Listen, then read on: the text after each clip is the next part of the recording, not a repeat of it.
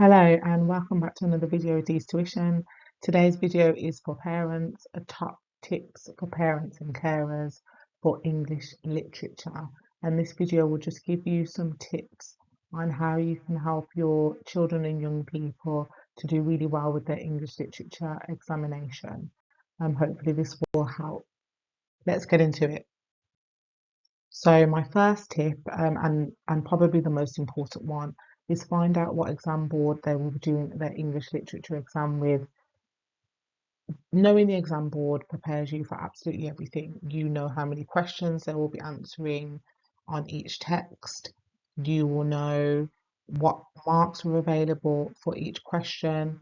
More importantly, you can go about finding out the grade boundaries via the internet and find out how many marks earned a level 9 last year, or a level 8, or a level 7, or whatever level it is that your young person is aiming towards.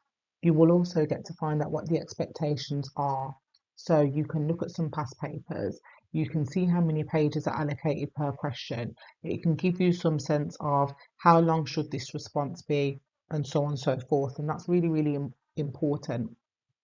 As well, you can find out if they're with one of the most popular exam boards, which can make a difference in terms of grade boundaries as well, and in terms of the way that it's being taught and things like that.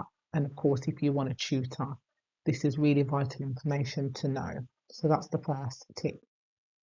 The second tip is to buy them their own copies of the texts. Now, some schools will give out copies of the text individually to students. Some schools will expect them to be bought. My opinion is always buy them their own copy of the text where possible. Even if that means getting a second-hand copy, it shouldn't be an issue.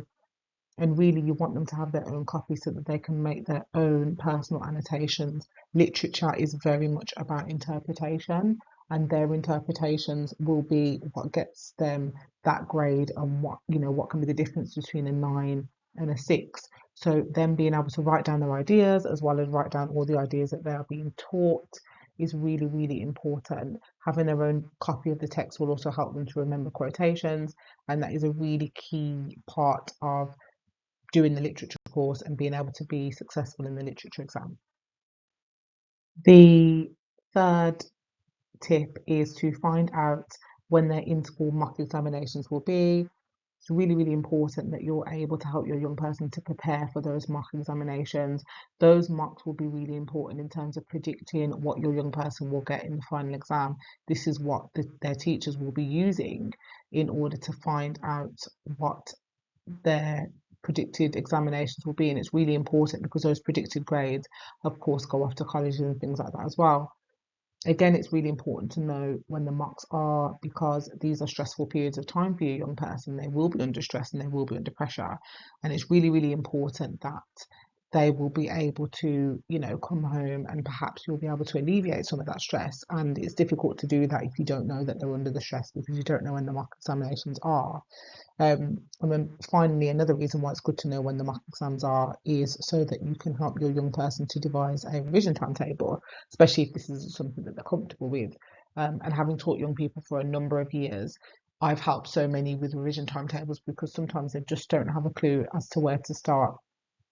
Knowing when the mock exam is really, really important, because at the end of the day, if you fail to plan, you plan to fail.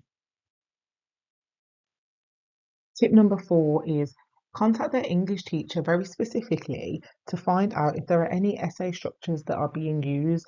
Now, when we are teaching young people to analyze a text, there are many different acronyms that might be used: PEE, PEA, PEAR, MEAD, and they all stand for different things, just to help your young person to be able to structure their response.